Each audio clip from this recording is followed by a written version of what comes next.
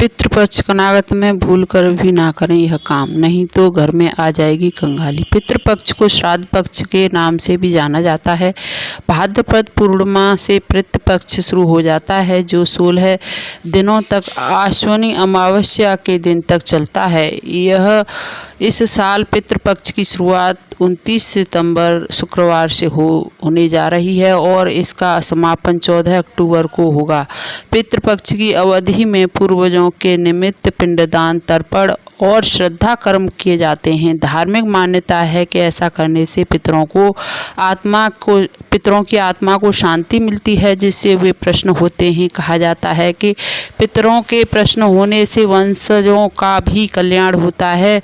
पितृपक्ष को लेकर मान्यता है कि इस दौरान पितर कौवे के रूप में धरती पर पधारते हैं। इस दौरान कुछ काम करने की मनाही होती है, जो चलिए जानते हैं पितृपक्ष में क्या नहीं करना चाहिए। नंबर 1, भूमि भवन ना खरीदें।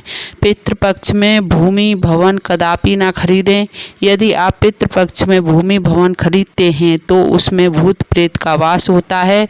पितृपक्ष में जो भी नई वस्तुएं आप खरीदते हैं उनसे आप सुख की प्राप्ति नहीं कर सकते, इसलिए पितृपक्ष में नई वस्तुओं का खरीदना वर्जित है। नंबर 2, बाल और नाखून न काटें। पितृपक्ष में श्राद्ध कर्म करने वाले व्यक्ति को पूरे 15 दिनों तक बाल और नाखून नहीं कटवाने चाहिए। साथ ही इस दौरान ब्रह्मचर्य का भी पालन करना चाहिए, यह भी अनिवार्य है। नंबर 3, नया वस्त्र ना लें। पितृपक्ष के दौरान नए वस्त्र कदापि ना खरीदें, क्योंकि इस दौरान पितरों को नया वस्त्र दान किया जाता है, जिससे पितर प्रसन्न होते हैं। अगर आप पितृपक्ष में नया वस्त्र धारण करते हैं तो इसका अशुभ प्रभाव पड़ता है और पितर नाराज हो जाते हैं। नंबर 4, पितृपक्ष के दौरान लोहे का सामान नहीं खरीदना चाहिए। इससे घर में सकारात्मक ऊर्जा की कमी आएगी और नकारात्मक ऊर्जा बढ़ेगी। नंबर 5, प्याज लहसुन न खाएं। पितृपक्ष के दौरान पिंडदान, तर्पण या श्राद्ध कर्म करते हैं। इसके अलावा अगर संभव हो सके तो इस दौरान लहसुन और प्याज का सेवन भी नहीं करना चाहिए। नंबर 6, मांस ना खाएं। पितृपक्ष के दौरान मांसाहारी भोजन भूलकर भी नहीं करना चाहिए। माना जाता है कि ऐसा करने से पूर्वज नाराज होते हैं। इस तरह नंबर 7, कई चीज़ें शाकाहारी होती हैं, ऐसी हैं जिसको पितृपक्ष के दौरान खाने की मनाही होती है। माना जाता है कि पितृपक्ष के दौरान खीरा, जीरा और सरसों का साग का सेवन नहीं करना चाहिए। नंबर 8, पशु पक्षियों की सेवा करें। पितृपक्ष में मान्यता है कि इस दौरान पशु पक्षियों को सताना नहीं चाहिए, क्योंकि ऐसा करने से पूर्वज नाराज हो जाते हैं।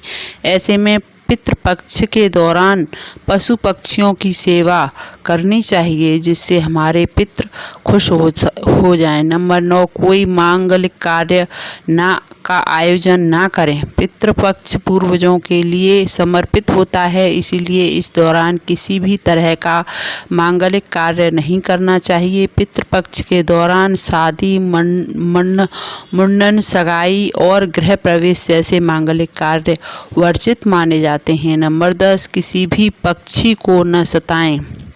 पितृपक्ष में कहा जाता है कि पितृपक्ष के दौरान हमारे पूर्वज पक्षियों के रूप में इस धरती पर आते हैं, इसलिए इन दिनों गलती से भी किसी पक्षी को नहीं सताना चाहिए। ऐसा करने से हमारे पूर्वज नाराज हो सकते हैं। नंबर 11 है, तामसिक चीज़ों से दूर रहें। पितृपक्ष के दौरान तामसिक चीज़ों का इस्तेमाल नहीं करना चाहिए। इस दौरान घर में सात्विक का माहौल बनाए रखना चाहिए। संभव हो तो इन दिनों लहसुन और प्याज का भी सेवन नहीं करना चाहिए।